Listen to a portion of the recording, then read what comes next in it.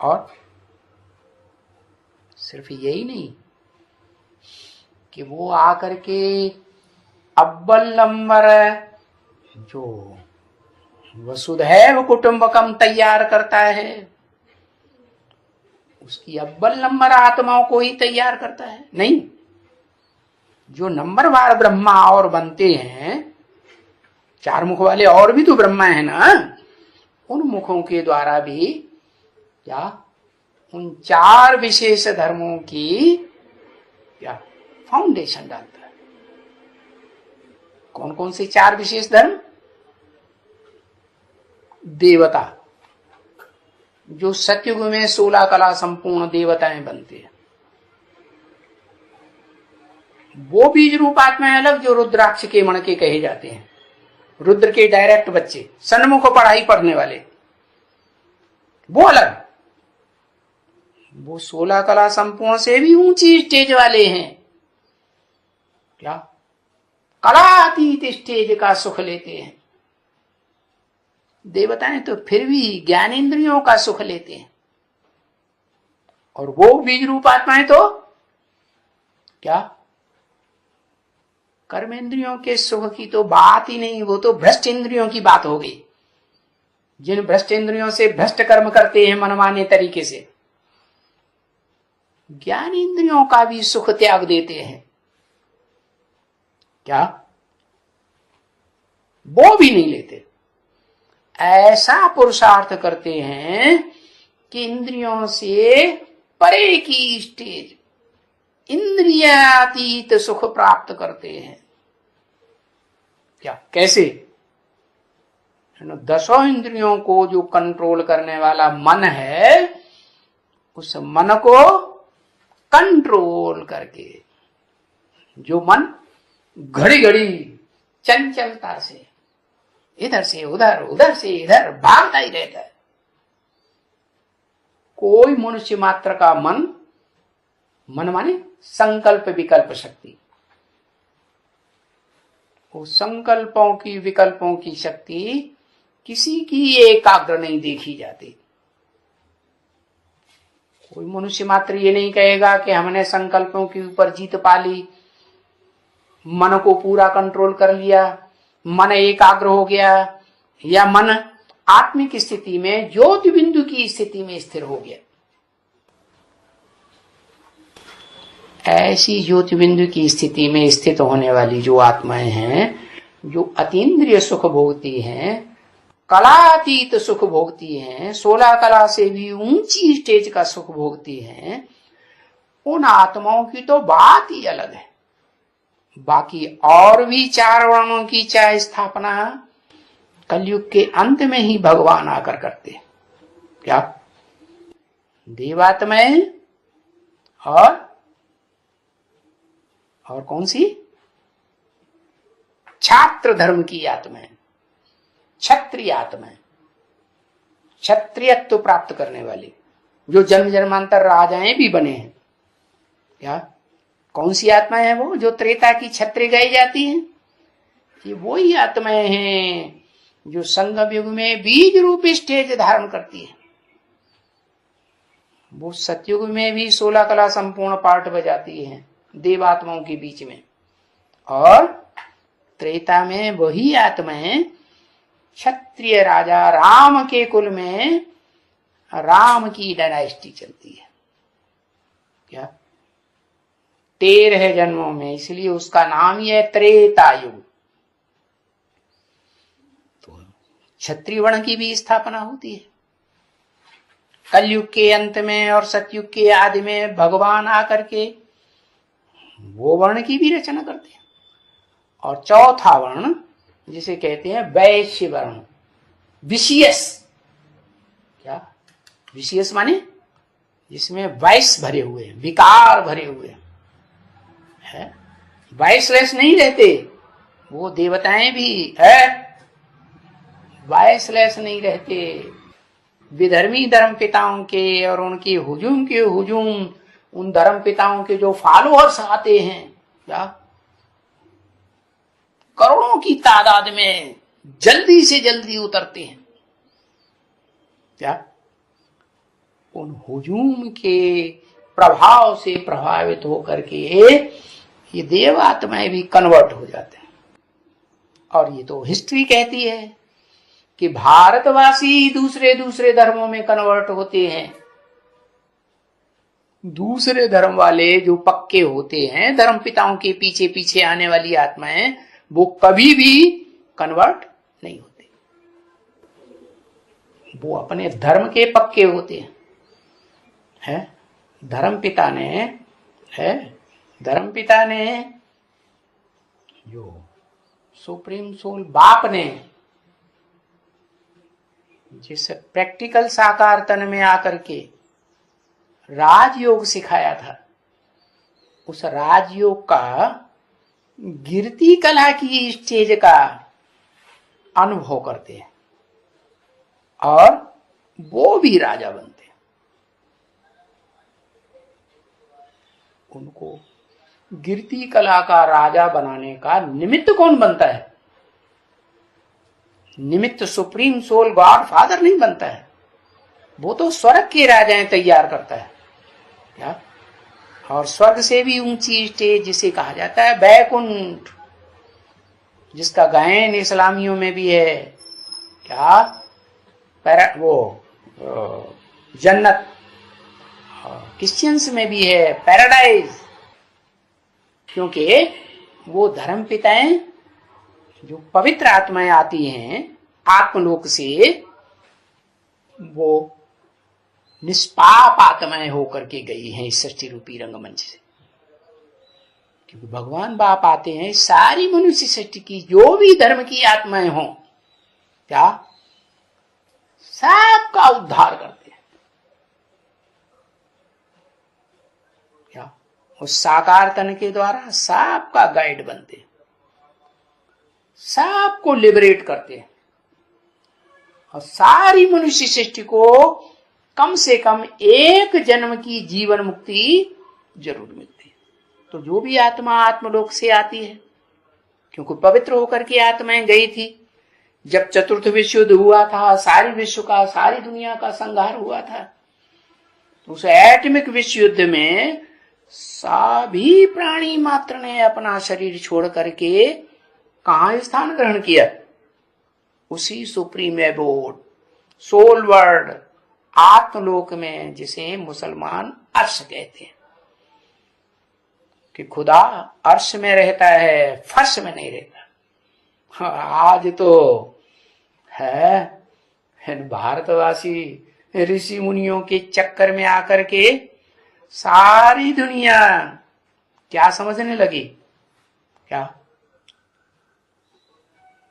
है कि आत्मा सो परमात्मा। क्योंकि परमात्मा सर्वव्यापी है,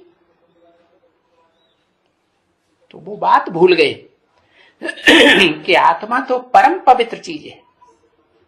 वो परम पवित्र आत्मा जब इस धरणी पर आकर के पार्ट बजाती है, तब पहले सात्विक और बाद में रजो से गुजरते हुए तामसी बनती है। ये इस जो धरणी है ना, जिस धरणी रूपी रंगमंच पर प्राणी मात्र पार्ट बजाते हैं, उस धरणी के प्रभाव से प्रभावित होकर के सारी दुनिया इन चार अवस्थाओं से पसार होती है। तीन गुण मुख्य हैं, सत्वगुण, रजोगुण और तमोगुण। और भगवान क्या है? जो भगवान जन्म मरण के चक्र में ही नहीं आता, गर्भ से जन्म ही नहीं लेता। क्या? गर्भ से जन्म ही नहीं लेता, तो प्रभावित ही नहीं होता। जो भी धर्म पिताएं इस सृष्टि पर आए, उस सुप्रीम सोल गॉड फादर के अलावा वो सब प्रभावित होते, एक दूसरे से प्रभावित होते रहते, एक दूसरे का संग का रंग लेते रहते हैं। लेकिन वो सुप्रीम सोल में ये बात नहीं है, क्योंकि वो उसका अपना शरीर है ही नहीं, वो गर्भ से जन्म लेता ही नहीं। तो वो तो सदा सत्य है। क्या? कभी भी रजोगुण में नहीं उतरता, कभी तामसी नहीं बनता, भले कलयुग के अंत में आता है।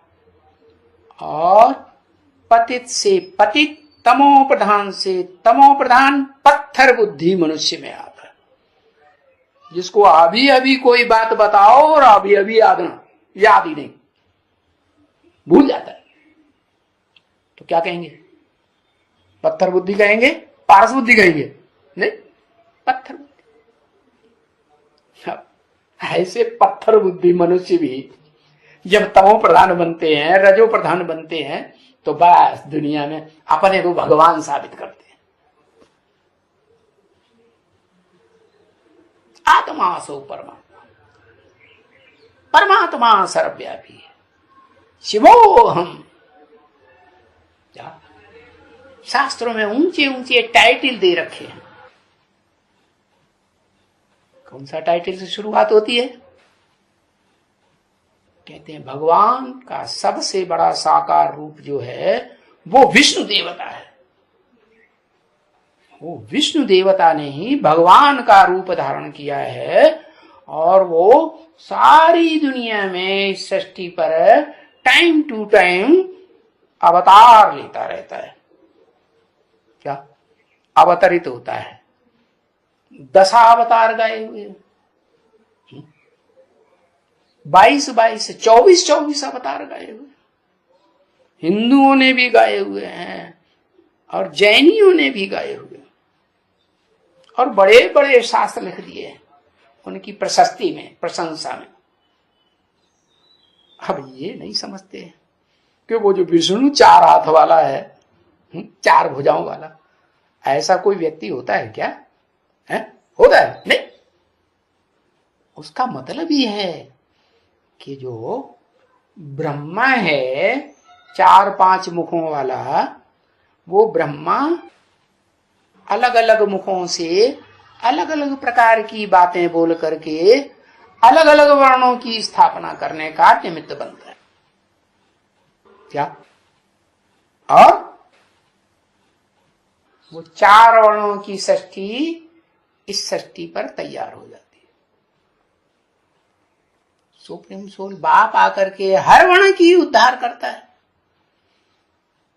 तो हर वर्ण का रचयिता भी है साकार तन के द्वारा है।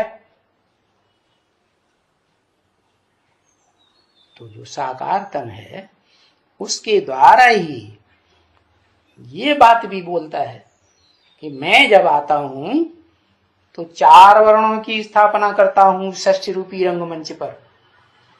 सतयुग में देवता, त्रेता में क्षत्रिय, द्वापर में वैश्य और कलयुग में क्षुद्र, शूद्र बिगड़ करके शब्द बन गया। माना क्षुद्र कर्म करने वाले, गंदे कर्म, जानवरों की तरह कर्म करने वाले। तो ऐसे 4 वर्णों की स्थापना और उनके संगम युग में जो उन्होंने जैसा पार्ट बजाया है उसी पार्ट के अनुसार उनका जन्म जन्मांतर का वो पार्ट निश्चित हो जाता है। वो आत्माएं वही पार्ट बजाती है। जो क्षुद्र वर्ण में जन्म लेने वाली आत्माएं हैं कलयुग में, भले ऊपर से अभी आते हैं परम धाम से, आत्मलोक से, तो भी वो पहले जन्म में दुख का पार्ट तो नहीं बजाएंगे, क्योंकि सात्विक आत्माएं आई सत्यधाम से। अरे सत्यधाम का आत्मा आने वाली सात्विक पार्टी बजाएगी ना, तो वो गर्भ से जन्म नहीं ले सकती। गर्भ से जन्म होता है कलयुग में, खास करके गूमूत का जन्म होता है, मूत से पैदा होते हैं। वो गर्भ से जन्म होता ही नहीं पहला जन्म, क्योंकि भगवान ने आकर के उनको पवित्र बनने का रास्ता बताया। नहीं भी बनते हैं तो जबरदस्ती जो विनाश का डंका बजता है रुद्र के रूप में, भयंकर रूप धारण भगवान करता है साकार तन के द्वारा, तो उन्हें बनना ही पड़ता है। क्या क्या बनना पड़ता है? देह को भूल करके पवित्र ज्योति बिंदु आत्मा की स्मृति में टिकना ही पड़ता है।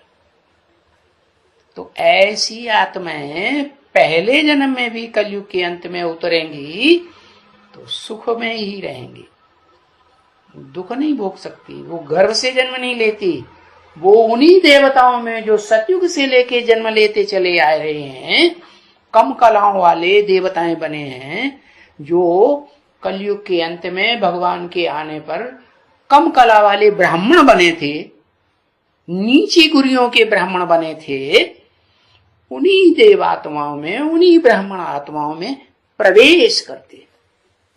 इसलिए ये हिस्ट्री में बात क्लियर है कि भारतवासी देवात्माएं द्वैतवादी द्वापर युग से जब दो दो धर्म, दो दो राज्य इस दुनिया में शुरू होते हैं, दो दो भाषाएं, दो दो कुल, दो दो मतें धर्म पिताओं के द्वारा, तो वो देव आत्माएं भी कन्वर्ट हो जाती है। क्या कन्वर्ट हो जाती हैं? उन धर्मों में चली जाती है। इसलिए भारतवासियों की संख्या पुराने से पुराने होते हुए भी देवात्माएं, उनकी संख्या देवता धर्म वालों की कम हो जाती है और दुनिया के धर्मों की संख्या बढ़ जाती है।